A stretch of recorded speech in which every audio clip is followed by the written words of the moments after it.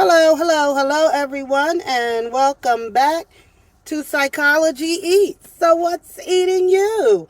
Hello, everyone, and welcome back to the channel. If this is your first time coming onto my channel, hello, and thank you for stopping by.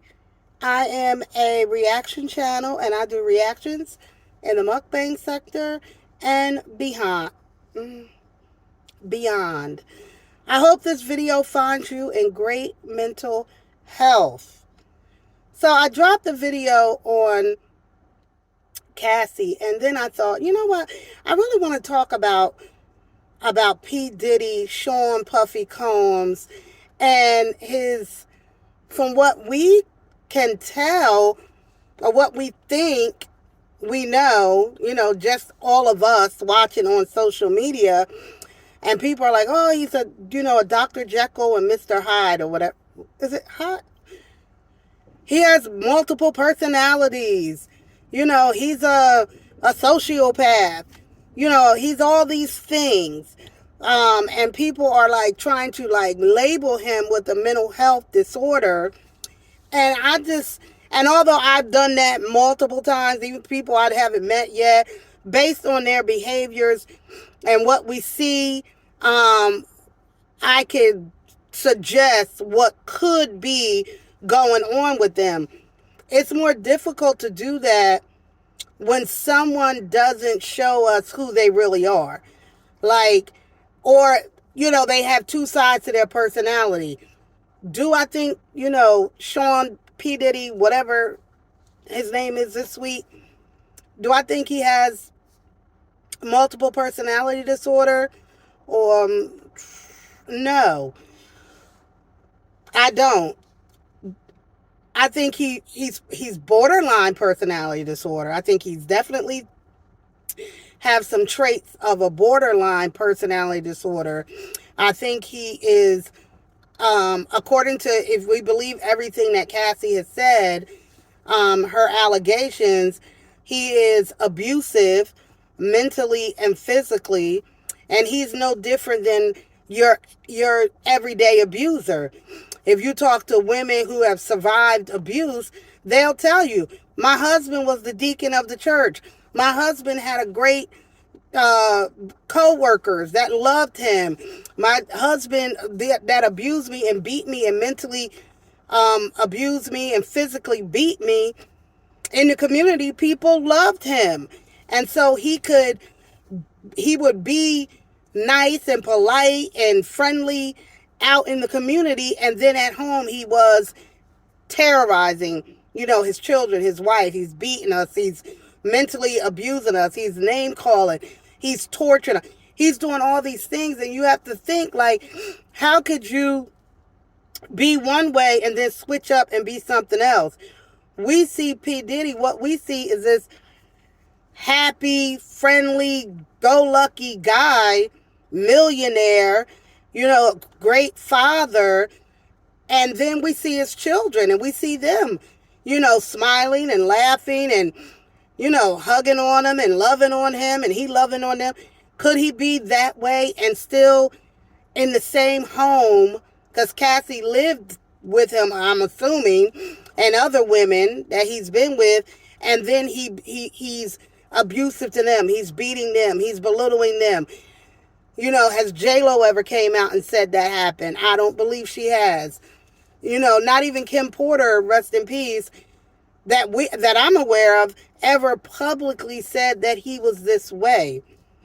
There's rumors that she was going to write a book and tell her story, and then she dies.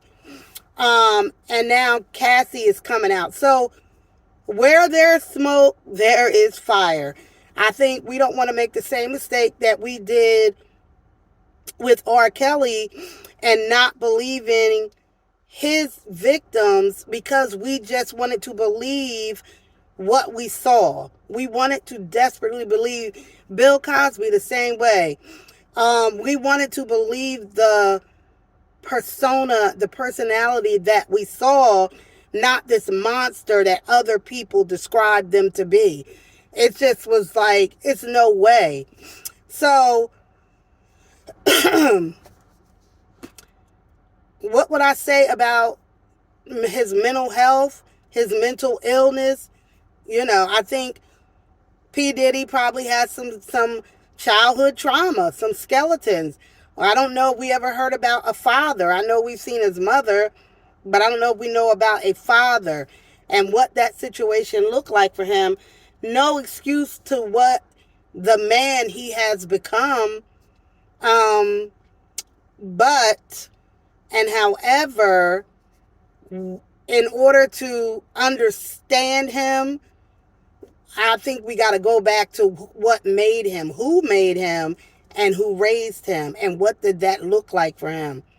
And the fact that he has sons, his sons are men, and what do their relationships look like? What do their relationships look? Have we heard them, anybody ever heard about their relationships? Are they good boyfriends? Are they abusive? Are they, it's like, did he pass these things on, nature, nurture onto his sons and his children? And now he's raising daughters. The twins don't have their mom anymore. And so now he's he's their parent.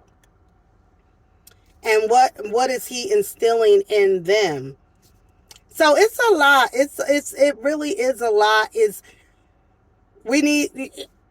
I come from a place where I want to learn about, I want to know what, in his brain and what makes him tick and what makes him make the decisions that he's made and built the personality that he has built, that probably started in childhood.